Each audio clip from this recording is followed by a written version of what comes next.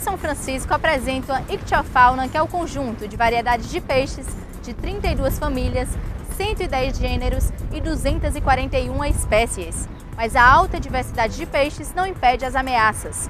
Com a implementação do projeto de integração do Rio São Francisco com bacias hidrográficas do Nordeste Setentrional, o PISF, algumas espécies devem migrar do ambiente natural para o artificial. Essa mudança implica em uma possível redução da biodiversidade de peixes.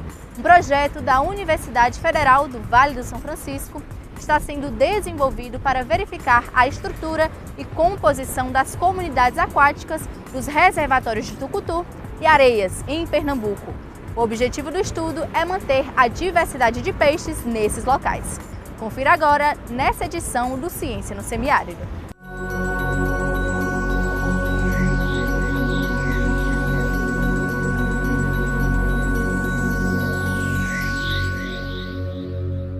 Esse é um projeto que trabalha com diversidade, né? Ele é um estudo da diversidade de peixes em duas subbacias do Rio São Francisco. Essa proposta surgiu depois, né, que a gente começou a ter o enchimento dos reservatórios, de 2 reservatórios do projeto de integração de São Francisco, o reservatório do Tucutu e o reservatório Areias, com as águas do projeto de integração. Então, a gente tinha essa necessidade de entender e compreender como que a dinâmica da comunidade de peixes desses 2 locais ela estava se estabelecendo e como que ela permanece, né, como é que ela vai se mantendo ao longo do tempo.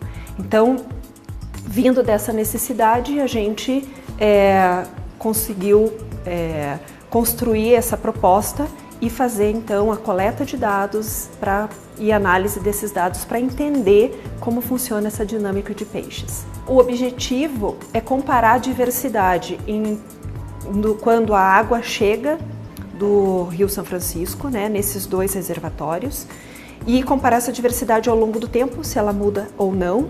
E além disso, tem alguns diferenciais entre esses reservatórios. O reservatório do Tucutu, ele recebe água diretamente do leito do Rio São Francisco, né? Então o rio, parte dessa água, ela entra no canal e vai até o reservatório. E o reservatório Areias não recebe água do rio, né, do que seria o Rio São Francisco. Ele recebe água proveniente do Lago de Itaparica. Claro que o lago fica no Rio São Francisco, mas a dinâmica entre rio e lago é diferente. Então, como a água que vai para o reservatório Areias é proveniente do reservatório de Itaparica, a nossa hipótese é de que há diferença na composição da comunidade nesses 2 reservatórios criados posteriormente. Esse é o objetivo, né? Comparar a diversidade ao longo do tempo e entre reservatórios. O monitoramento do Rio São Francisco e dos reservatórios Tucutu e Areias são realizados semestralmente para a coleta de dados. Após esses dados serem coletados no reservatório, eles são transferidos aqui para o laboratório. No laboratório, eles são identificados e é feita a morfometria, que é a pesagem e a medição de cada indivíduo capturado. Após esses processos, eles são armazenados aqui na coleção científica do Museu de Fauna da Caatinga do Semafauna. Já foram realizadas 7 coletas no reservatório Tucutu, obtendo um total de 22 espécies identificadas. Dentre dessas espécies, a espécie endêmica mais abundante no reservatório é a piranha branca. No reservatório de Areias já foram realizadas 9 coletas, identificado um total de 18 espécies, sendo a espécie mais abundante e endêmica do Rio São Francisco dentro desse reservatório, a Anchoviella vailante. Cabe a gente ressaltar que no reservatório Areias a gente tem registro de espécies exóticas, exemplo da tilápia, né?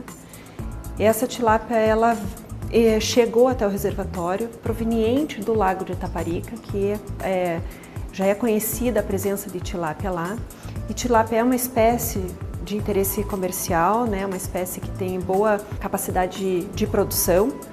E aí essa presença da tilápia no reservatório Areias é uma das principais características que o difere do reservatório Tucutu, que lá no Tucutu a gente não tem a presença de tilápia.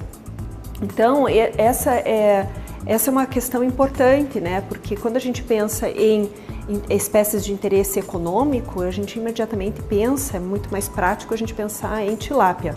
Mas há se ressaltar que a tilápia é uma espécie competidora, né?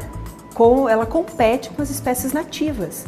Então, em áreas, no estabelecimento de novas áreas e em ocorrendo a presença da tilápia, muito provavelmente as espécies nativas que poderiam estar ocupando aquele ambiente, elas não estão. E essas diferenças entre o reservatório Areias e o reservatório Tucutu é que a gente está identificando, né, na diversidade, está identificando a diferença entre esses dois reservatórios. A importância de compreender isso é que primeiro que a gente está mudando, alterando a paisagem, né, a composição da paisagem local e a dinâmica dos recursos hídricos nessas duas áreas. Em alterando a dinâmica dos recursos hídricos, a gente tem, chegando em locais onde não tinha esse volume de água, nem essa frequência de água, a gente leva, então, inevitavelmente, algumas espécies de peixes, né, chegam até esses locais. E isso muda também a relação das populações que vivem nesses locais, porque a gente sabe que reservatórios, pequenos açudes e reservatórios no semiárido são fonte não só de água, mas também fonte de recursos alimentares, né? O peixe, né? Como fruto da pesca.